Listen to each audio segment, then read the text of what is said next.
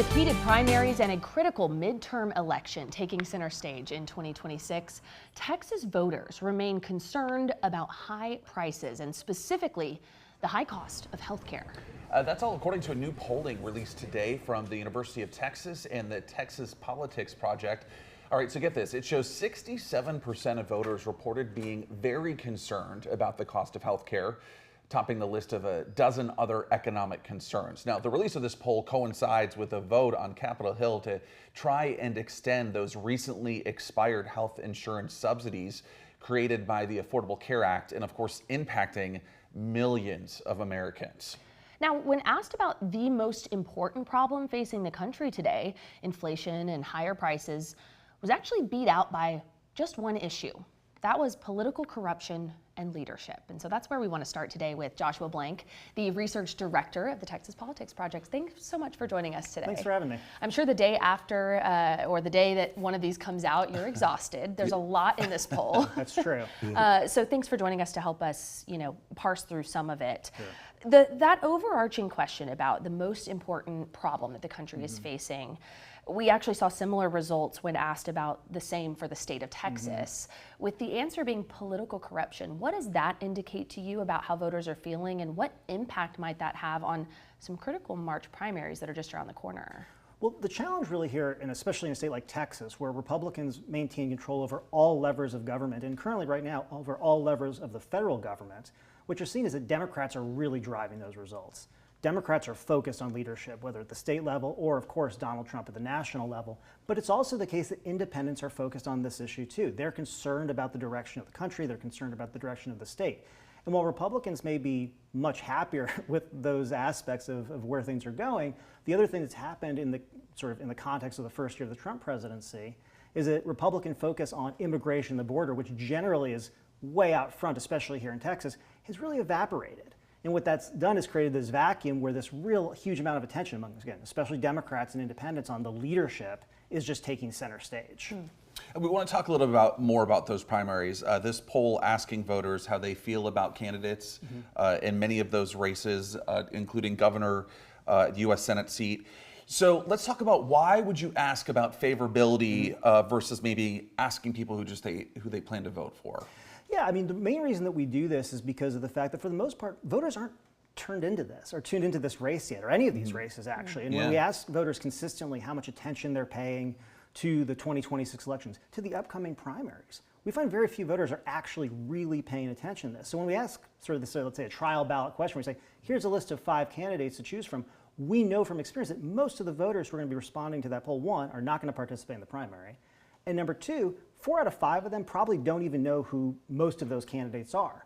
So it can lead to a misleading picture where the most known candidate automatically seems to have an advantage. Sure. So what we like to do is put everybody on the same scale. So some people are in office, we could ask job approval numbers, but some people aren't.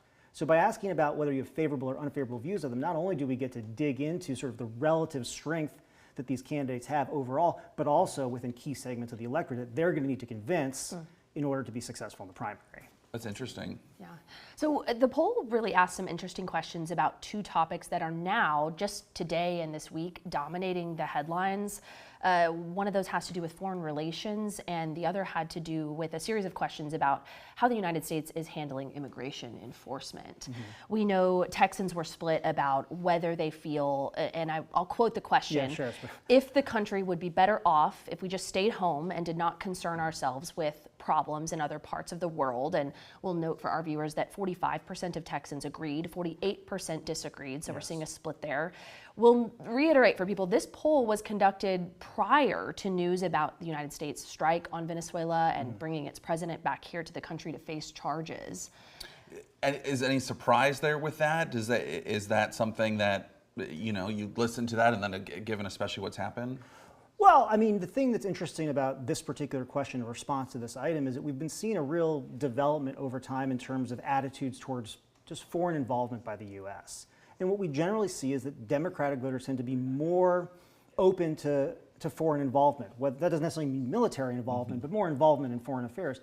Republicans, on the other hand, for a number of years have really been moving more towards withdrawing from foreign affairs. And one of the interesting things I think about where we are right now, among many things, is that while the president's efforts in the foreign domain are not uncommon for a second-term president, oftentimes this is something that presidents do, if not in this fashion, it is running headlong into the challenge of the fact that Republicans themselves are very split on how involved the U.S. should be in foreign affairs at all. And that's something that I think we're going to have to kind of see play out a little bit more over time as we seem to be taking a much, much more active and interventionist role, which really the party in power, at least its voters, are not necessarily on board with. In that same vein, and I want to see if we can pull back up, I know we got ahead of ourselves a little bit here, the numbers that were in response to voters' feelings about enforcement of federal immigration laws, because I think it reflects a bit of what you were just talking about with foreign policy. We'll note that 45% of respondents said they believe the federal government, the Trump administration, had gone too far when it came to immigration enforcement. 25% say they feel it's about right. 23% of voters say they've not gone far enough. Right. Of course, this week, so many debates and protests we're seeing regarding the death of a woman shot by an ICE agent in Minnesota. Also, recent news of 2 more shot by a Border Patrol agent in Portland. So we'll reiterate for folks, you asked this question weeks ago prior to some of this turmoil. But what do you think the results say about now, what is the main issue on many Americans' minds? Yeah, I mean, I think you raise an important point, which is we did ask this question before the actions of the last few weeks. But we also asked this question back during the first Trump administration term, and one of the things to note is that the share of Texans who think the administration has gone too far has increased.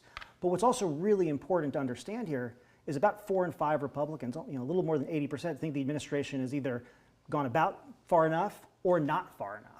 And so within the majority party, there's so far no backlash to these efforts. Now, I think that we're going to see in the coming days and weeks when new polling comes out, whether in Texas or elsewhere, is whether we're starting to see some shifts in those attitudes. And I think we should expect to, because what we do find is as much as we do see extreme support for immigration enforcement, it matters where it is and it matters how it's done and it matters who. And these are going to be raising issues where the idea of immigration enforcement is this distant thing that's taking place on the border, and it starts to be spilling over into American cities and streets. That is likely to change people's opinions and attitudes. Josh, we just have truly a couple seconds left with you. Yeah, sure. There's so much to discuss, but I do want to ask about some of those key affordability, high cost, whether that's healthcare or inflation, any big takeaways that people should know about how voters are feeling there. Yeah. Healthcare really jumped out in this poll, and it wasn't just the 67% of voters who said they were very concerned, which is now outpacing prices, which had been the top concern. But it was also the case that a near majority disapproved of the president's handling of the issue. And in fact, when we asked about 12 different areas in which the state legislature and leaders have acted over the last year, healthcare was at the bottom. Only 22% of Texans approved of the job legislature had done. A majority disapproved. And going into an election year, this is something that everybody should be paying attention to. Absolutely. Fantastic, all right. yeah. Well, we just skimmed the surface here. I know. Yeah, very much so. We've got all details on KXAN.com if you want to check it out. Josh, thanks for joining us this afternoon.